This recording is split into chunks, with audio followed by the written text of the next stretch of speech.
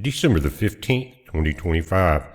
Guys, we woke up to a very cool morning. I think it was about 15 degrees real feel and maybe 19 or 20 as far as the actual temperature. And it was cool. Now it's sunny. It's up to 43 real feel, 38.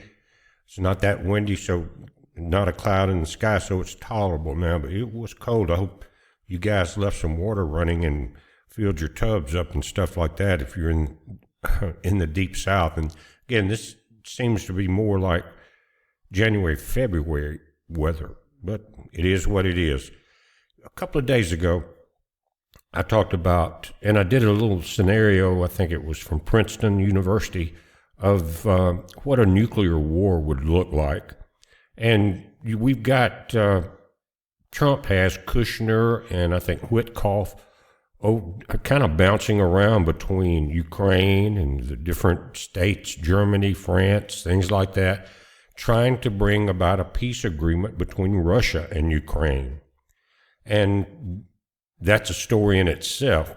But so what Trump is trying to do, again, stop that war, because that doesn't really need to be happening right now. It's really an unnecessary war. There's other things that we need to be focused on, and I think Trump understands that. Anyway, here's what the group in Europe are doing. It says EU globalists threaten to dump 2.34 trillion in U.S. debt to stop Trump's Ukraine peace deal. Think about that. Think about that mentality and where that probably comes from. And this continues. It says the Euro's pro-war globalists, anti-American leaders. Now think about that. They are the most unpopular leaders in the world, even in their own nations. But they rig everything so heavily that they stay in power time after time after time. And there's just no end to it. But the people hate what's going on in all the nations there. They've been overrun. Anyway, it says these pro-war globalist anti-American leaders are doing everything in their power, including weighing what's called a nuclear option of deliberately shaking the foundation of the U.S. economy. This is to block a peace settlement in Ukraine, even as Trump advances direct negotiations aimed at finally ending the nearly 4-year-long, what they're calling an inter-Slavic war.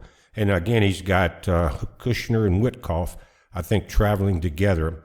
I know Kushner is kind of the main one. He has been since the first Trump administration, by the way.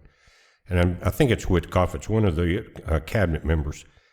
According to reports, the globalist bloc in Europe is threatening to sell off 2.34 trillion in U.S. Treasury holdings if Trump withdraws support for Ukraine, an action that some analysts claim could trigger a downturn more severe than the 2008 crash. Now, we're going to look at the technicalities involved and what would happen if they did sell off this 2.34 trillion in U.S. Treasury holdings. Again, debt put in here by previous administrations. An action that some analysts, again, would trigger a downturn more severe than the 2008 crash. Could be much more severe because our interest rates are high now. They've been trying to come down, or we've been trying, the people with common sense have been wanting them and trying to get it to come down for over a year now. Anyway, recently behind closed doors, American and Ukrainian delegations met again in Miami, signaling Washington's renewed push for a peace settlement instead of an endless military escalation and the unending flow of cash into what many see as the black pit of corruption with the Ukrainian government. Guys, that's the most accurate description that I've heard since all of this began. Remember when it first started, all the information started coming out about different laboratories there and money laundering and all of this other stuff. And Ukrainian was still attacking a couple of states up in their northeastern section that were pro-Russian, that didn't want to get pulled into Ukraine, even though they technically were. And so Ukraine would just send over missiles in there when they would fuss about it. It was pretty bad, and We know the ex-president and his son was real influential in sending millions and billions of dollars in and out of there. Joe Biden even bragged about, got somebody fired, remember that? It was let's see what they said again, the black pit of corruption within the Ukrainian government. And it was a black pit of corruption in the whole of the planetary money system lately. But anyway, Secretary Steve Marco Rubio, Jordan Trump's Russian envoy, there it is, Steve Witkoff, and advisor Jared Kushner for the talks. Trump said afterward that there's a real shot at a deal, reinforcing his long-held promise to stop the war before it spirals further into a real nuclear option, and that's what the video was about a couple of days ago. Europe's entrenched ruling class, which is deeply unpopular at home while increasingly irrelevant geopolitically. However, it's panicked at the idea of peace breaking out on terms they and their globalist backers, you know who they are, cannot control. It's an industrial war machine, and you can actually depopulate the planet very easily by sending the youth of many nations into that hellhole. It says that Brussels and Berlin fear Trump may reset relations with Moscow and sideline the EU, which has spent years posturing as the moral authority of the Western alliance. They haven't postured anything except mass migration and the overrunning of their own citizens. You cannot hardly walk down the streets from the UK across the states we're talking about. According to reports, one European intelligence service distributed internal memos warning that Trump's outreach to Russia could upend NATO's preferred strategy. That's why Trump doesn't like NATO. Most of us don't like NATO, and we need to disband it. Let them take it wherever they want to take it, leave it there, and leave us out of it, because it is a corrupt mechanism. These documents accuse Washington of considering commercial cooperation with Moscow, something Europe once embraced before its own sanctions backfired. And that's a polite way of them saying Putin told them to go to hell. Anyway, rather than welcoming diplomacy, EU officials are allegedly weighing economic retaliation if Trump dares to end the war on his own terms. Sources say some governments have floated the idea of dumping portions of their massive holdings of U.S. debt as a form of pressure. Now, they're stupid enough to do it because it would create a crash heard around the world, not just here, but when you're dealing with demons, they would just soon destroy everything before they lose control of it. Even nuclear option, like we're talking about here, or the one we talked about in the video the other day. Just what would, in that scenario started, if you remember, with one of the European nations there, somewhere around Poland or something like that, amassing a lot of troops right there on the border as if they're going to try to push into Ukraine or a section of Russia or one of Russia's allies. And Russia, with their back to the wall at that point of not wanting to go into a full-scale ground war with Europe, remember they fired a warning tactical nuclear missile and into one of the Euro states. Euro retaliated with a massive attack. Russia returned that. Then in that model, it showed the U.S. getting involved, and then most of the northern hemisphere wiped out, and a lot of people. And all of that nuclear radiation and destruction would spread to the southern hemisphere very quickly.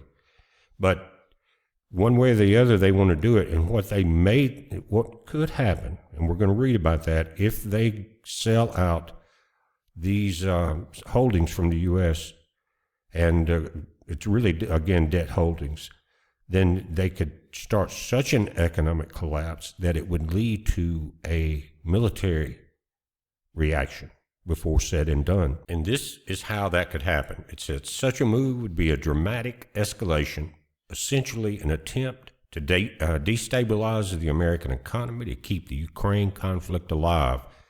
Analysts note this financial nuclear option could send shockwaves through global markets and severely devalue the dollar. European technocrats appear willing to risk worldwide turmoil. What have I said? They'd rather destroy it than lose control of it to preserve their geopolitical ambitions.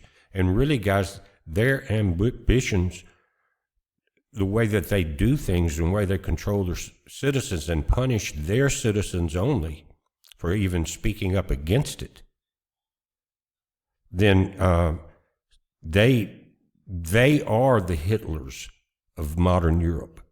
It's not Putin. Anyway, it says, Trump supporters argue this proves the president is right. Europe has grown dependent on U.S. protection while undermining American interests. By pursuing peace, Trump is challenging a globalist order that profits from permanent conflict. We know what it is.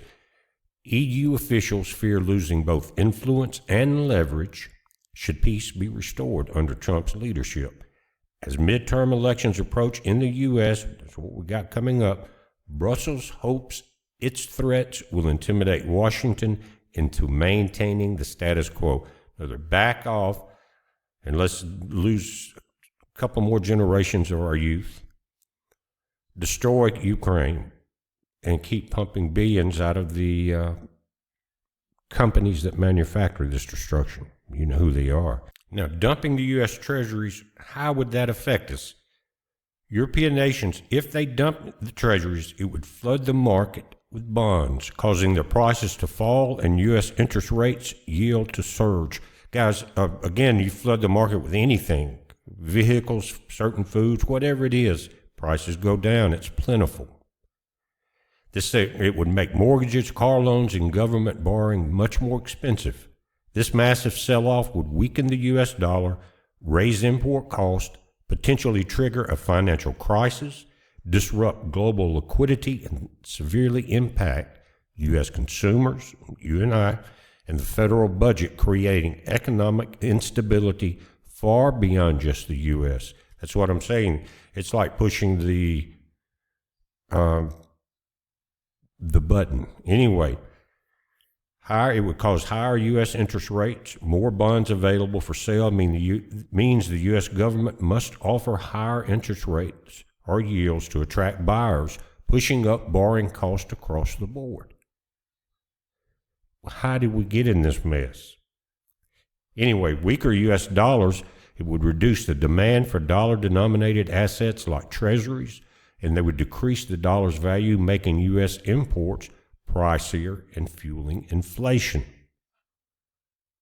They're saying that this would take a big hit in the stock markets. And really, if you think about it, the stock markets rely on tech, which is NASDAQ.